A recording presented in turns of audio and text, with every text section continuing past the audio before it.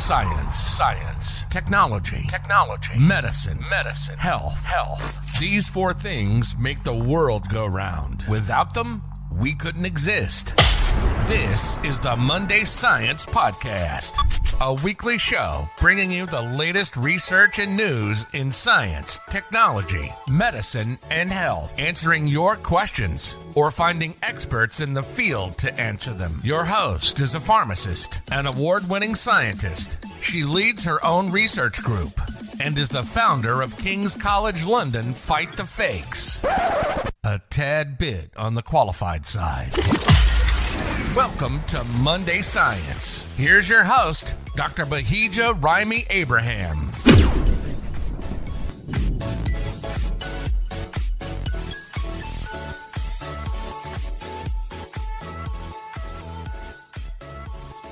Hello, welcome back to Monday Science. I hope you're having a great start to the day, the week. I've actually just come back from a run. This is not an ad at all. I go through phases of attempting to run. It's not my strength. I used to run athletics when I was younger. I was a sprinter, 100 and 200 meters. That was fun. But when it came to long distance, I was absolutely rubbish. However, over the pandemic, I say over the pandemic like it's over. Last year, that's the better way of putting it. Last year, I started running a lot more and trying to be consistent. Apologies if this is a breathy episode because I am trying to recover. I did too much. Monday Science is now on Amazon Music. Welcome to our Amazon listeners. Some exciting news. Monday Science has now had over 4,000 plays across all the platforms that we're on. It's amazing. And I just want to say thank you to all of you for listening, for engaging with the content, whether it's also a follow-up via our social media platforms or sending in emails and sending in your questions as well. Just wanting to say thank you. Really appreciate it. I'm still in awe every time I see that people have listened. I just really want to say thank you. I can't believe we've made it over 4,000. I just wanted to give you guys a heads up about the Pharmaceutical Conference. It's by the Academy of Pharmaceutical Sciences. I didn't announce it on the podcast, I don't think, but in January I became a board member of the Academy of Pharmaceutical Sciences, referred to as the APS. The APS is a UK-based professional body for pharmaceutical scientists, and it represents individuals and organizations from across the globe throughout their development in the delivery of excellence in pharmaceutical science, in the pharmaceutical science sector. The conference called the PharmSci. I actually went to the first ever one during my PhD. It was really good. It was in Nottingham, actually. But because of the current situation, this year's conference is virtual, and we refer to it as the PharmSci. And this is a key event in the APS calendar. And this year it's going to be held over 3 afternoons on the 7th, 8th, and 9th of October. There is a fee for non-members, but it is free for students, APS student members. And you can go on the website. Would help if I have the website on hand to tell you what it is. You could go to the website www.apsgb.co.uk to sign up and find out more. It is also open to non-pharmaceutical scientists. My group, the Raimi Abraham group, we have a few posters that will be where we'll be showcasing and presenting our work at the APS conference. We've got projects on making nanoparticles, silver nanoparticles from plants. It's called green synthesis. And that's going to be work presented by my PhD researcher and one of our MSc students as well. And the aim why we're interested in these nanoparticles is to look and see if they have antimicrobial properties, and if we can, I don't want to say play around, but if we can play around with them and see if they can have some additional functionality, something called theranostics, where they'll be able to diagnose an infection and treat at the same time. That's the long-term aim of that project. Then I'll have another MSc project that would be highlighted. This is 3D printing of QR codes, and this is under the bracket of work where I'm interested in fake medicines and looking to see the different approaches that we can explore to address the issue of fake medicine. With the 3D printing of QR codes, QR stands for quick response. I did not know that until I did this project. You just casually say QR codes. But anyway, why 3D printing of QR codes? Well, the idea is that if we can play around with the different materials that we explored, and also perfecting the printed product. This could be used in packaging. It's a pilot study. Let's see what happens. Have a look at the website. As I said, it's www.apsgb.co.uk. Onto the news this week. Now, this is an interesting one. I got this from my favorite website, Retraction Watch. I have to say, recent events have happened where I have greater sympathy for people who have to retract their papers. I came across this article where there's a guest editor has had to retract a dozen of inappropriate papers because his email was hacked. The email in question was a non-institutional email that he often used for editorial work. The initial submissions were okay, but then the journal began to publish papers that had nothing to do with what he had intended for the special issue. Once he realized that his email was hacked, he implemented like the two-factor authentication and suspended the account, and is now working with the main editor of the journal and the publisher to retract the papers that were off topic. In the article, Retraction Watch said that this is the 5th time that they've been aware that a journal has been scammed by impersonators, and it actually has a category on its own in their database. I don't. What would motivate somebody to impersonate an editor? I mean, I guess you can see why they may want to do it, because they would be able to push through a certain narrative, but also understanding the publishing and editorial process. I find it really hard to understand how nobody would have noticed along the way. On the subject of hacking, we have an episode coming up end of September about cyber security, and we talk about hacking. Tune in for that. I think that will be out on the 27th of September. I hope that's a Monday. I might have just got my days completely confused. As Retraction Watch highlighted, what motivates the impersonators is unclear, because I'm not quite sure. They suggest that maybe it will ensure that their friends, oh, this is interesting. There's an interesting angle that Retraction Watch had. I assumed the impersonators would be, I don't know, random people who like hacking scientific journals for fun. I just assumed that hackers, or the people hacking, would be just, I don't know, random people that like hacking for fun and think that a journal would be a good place to hack. I don't know. But the Retraction Watch article says that they're not sure who the impersonators are, but those people could be ensuring that their friends and colleagues have papers that are accepted, and maybe they cite them. The impersonators and the hackers are maybe other academics, because they want to get their papers accepted and published. I mean, that is not that serious.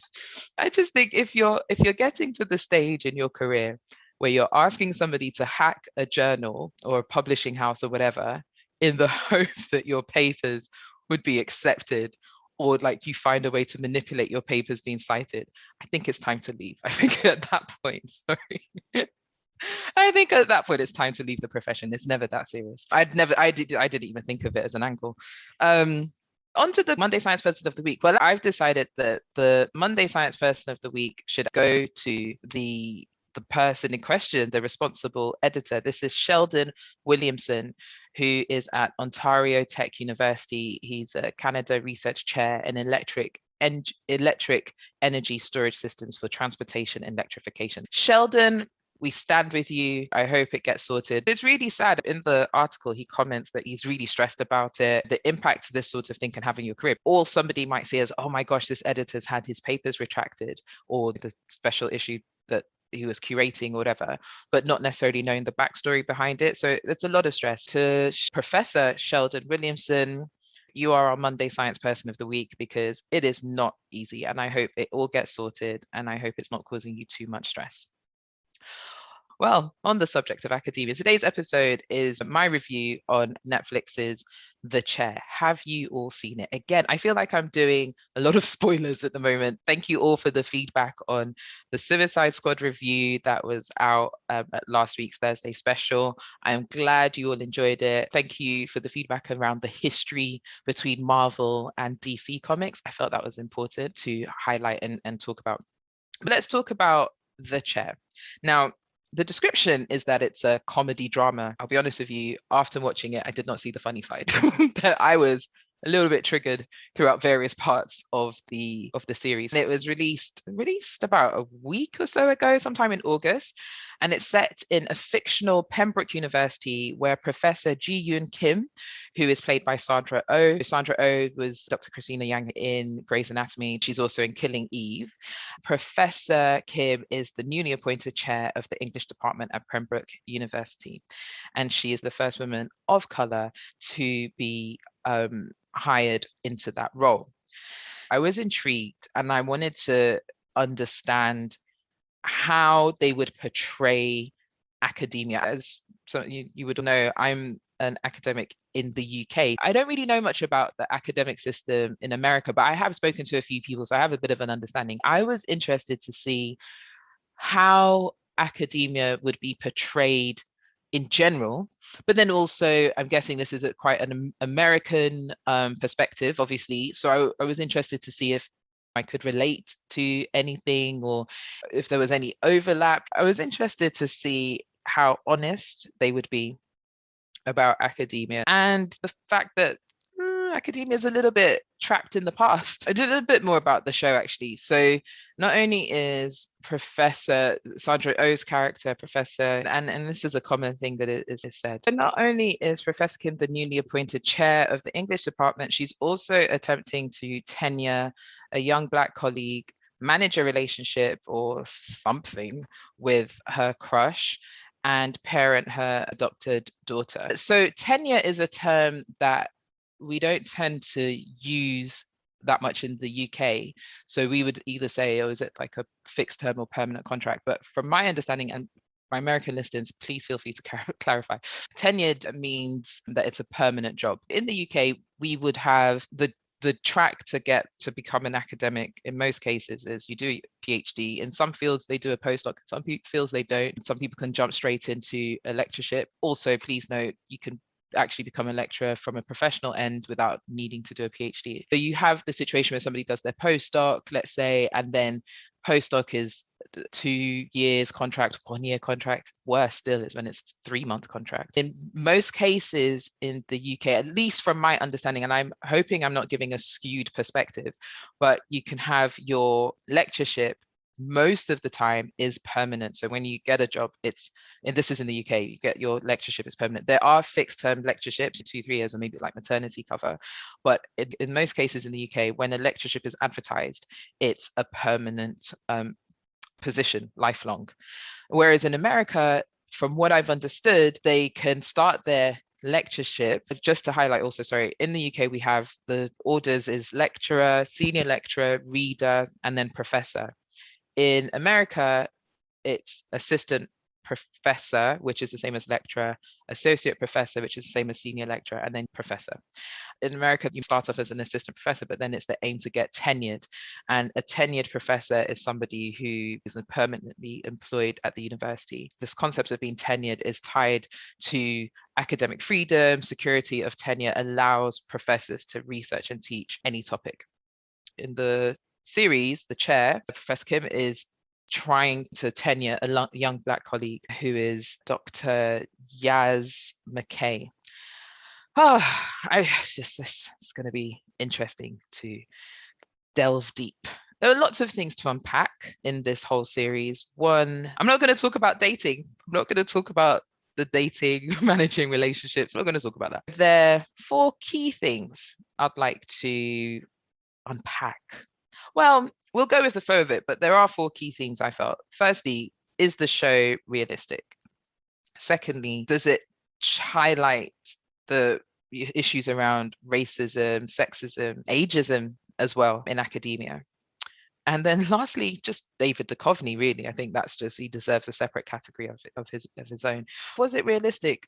Yeah, I think it was. As I said, I didn't see it as a comedy. I do feel that it was realistic. There were things that highlighted the challenges around work-life balance. Academia can be all-consuming. Please note, I'm not trying to make this an episode that's bashing academia, especially as I'm still here. So it's not about that. Every job has challenges around work-life balance. Not every job, most jobs. It's just interesting highlighting. I mean, I'm not a chair. So a chair, somebody who's a chair is professor. It's They've gone through those different ranks that I mentioned. So whether it's lecturer, assistant professor, senior lecturer, associate professor, reader, and then professor. So a chair, I don't know why they call them a chair. I should have probably read that up, but chair is a professor. I don't have that experience. Being a chair, being a professor, there's also an expectation of managerial responsibilities. Obviously, with this character being the chair of the department, so they're running the department. Work-life balance challenges that were highlighted in the show. I can't relate specifically because I'm not a chair, but I can definitely understand those challenges. It can be quite all-consuming when you're trying to get your research. And one thing people don't realize is it's quite hard to switch off research. To try and say, oh, I'm only going to think about my research 9 to 5, Monday to Friday. It just doesn't happen, because part of research, at least from my experience, is the creativity side of things. I could have an idea. I could be out for dinner and I'm like, oh yeah, I could do that. But you can't switch off, which is a problem in general, as I keep saying, in any profession. But it is quite hard seeing how she struggled to manage her work-life balance. Also, there didn't seem to be any mention of research. Throughout, there was a big focus on teaching. Didn't seem to be a mention of research. I don't know if that's a UK to America differences in academia or not, but I thought that was quite interesting. There was a lot of discussion around teaching and this class, that class, and the politics around teaching, and trying to, there's a part where, because some of the staff aren't getting enough students into their lecture. So again, another interesting point, in the UK, we have timetables and the students have to attend the lectures in their timetable. But I think in America, it's a little bit more fluid and the students can choose. It seems as if senior management would determine if a professor or an academic is doing well is how many students are attending their lecture, because it's up to the students. So there's a part in the series where some of the lecturers, and it is actually the older lecturers, they're not necessarily getting students, a lot of students attending their class, whereas the younger academics seem to be attending their class. And more specifically, Dr. Yaz McKay, who is the Black female professor, she's getting a lot of people coming into her lectures. Professor Kim, that's Sandra Oh's character, has it in mind to pair two academics together. So pair academics together so that those whose classes aren't doing too well would be paired with those who are doing well. And then that should hopefully increase the student numbers and attendance. She only told a few people that she's doing that. So you have a very interesting scenario with Professor Dr. Yaz McKay, as I mentioned, who's a Black female professor, where she's been getting a lot of students coming into her class, but then this other professor, an older white male, who's not been getting students coming into his lecture. They pair them together, but only the Black female professor knows that she's in a way, so quote unquote, helping out this other professor. And there's a whole dynamic there that is just, oh, it was very interesting. There's a line that this older professor says that, oh, she's trying to be friends with the students. And when you look at her teaching style, she's not trying to be friends with them. She's just actually teaching on a level, as they say. She's just challenging them to think, but not talking down to them. She's meeting them at their level, and there's a level of mutual respect, which for the older generation is interpreted as she's trying to be friends with them. That's not how you're meant to teach. I found that very interesting. The other thing that came about, and this might sound a little controversial, but they did highlight the power, how do I put this? The power that the students have to affect change. And that was very interesting. And I think that this is something that is across, all academic institutes. And when I say the power of the students, so one of the professors, he did something and the students recorded it. So that's the other thing, recording in lectures. Oh gosh, recording in lectures. One of the professors in the show did the Heil Hitler sign, which was in poor taste. That was recorded. Only that part was captioned, became a meme, blew up, and then there were other things as well. And it was just very interesting that the show did highlight how the students had the power to effect a change by coming together and not putting their foot down. But then you saw two sides of it. You saw the student side, which was they're not happy with what had happened or various things that happened. And then you saw the other side from the academic standpoint, where they're trying to manage the situation and trying to, in some cases, do what they felt they needed to do just to make the students happy, as opposed to solving the problem. Watching the series was very interesting because there was an undertone.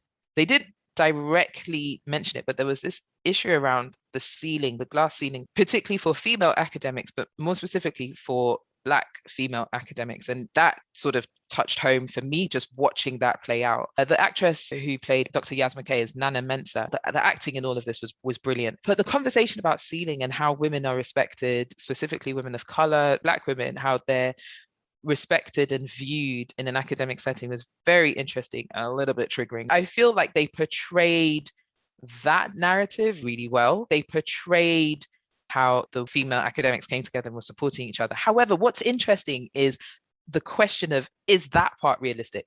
You hear a lot about, oh, do women truly support other women? Is that always so true in real life? The tenure lectureship, which Professor Kim Sandra Oh's character is trying to push Professor Dr. Yasmin Kay, who's a Black female professor, trying to push for her to have it so she can be tenured, because she's not tenured at all. Then the dean say, oh, no, we've got David Duchovny who's going to come and give that talk, and he's going to get that tenureship.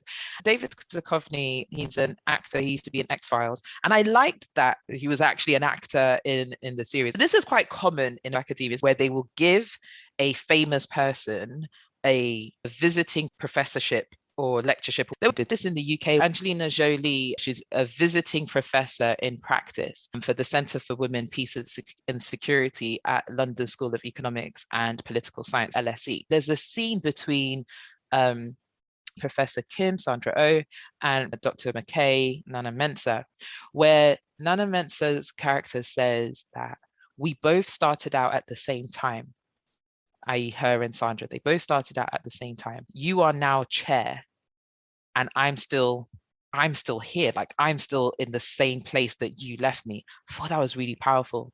That's what I'm saying. Like, the program was quite subtle in how they highlighted the different challenges that each person, each character, each individual, whether they're female and young, female and older, all those different things. That line for me, I was like, wow, so real. And then Professor Kim Sandra Oh's character was like, yeah, I know, like, gosh, but I'm trying for you. Like, I'm really trying. But also, as I'm trying, there's a ceiling for her. Like, yes, she's progressed. Yes, they started out at the same time. Yes, she's progressed further than Dr. McKay, but she's still struggling. Like, it's not been easy. And I thought that was just such a beautiful dialogue. Holland Taylor, who plays Professor Joan Hambling. Holland Taylor, she's a really good actress. She's one of those actresses for me that I've seen her in many films, but I can't pinpoint which film I've seen her in exactly. But her character, that was quite interesting. So she's an older professor. She's a senior faculty member in the English department who starts to get frustrated because her office is in the basement. There are other reasons why she's frustrated. I don't know if people noticed, those who'd watched it, there were some subtle things that she was saying, highlighting academia from a different generation. There were lots of hints about sexual inappropriate behavior from the male professors. She talks about things that she had experienced from some of the male colleagues, things that she did that was based off the promise of maybe a promotion and things like that. What I found really good about the series, I felt that the dialogue was realistic, because those are the kind of the conversations that we were privy to observe and watch. That is how conversations would be in real life, and that there is no surprise if somebody says X, Y, and Z, because it's like, oh yeah, that can happen. Did I enjoy it? Yes. Would I say it's a comedy? No, because it felt like life. No, it was good. I strongly recommend it. And I feel like those in academia would enjoy it and relate to it. I don't want people to watch it and be put off by academia, but I felt it was an accurate representation.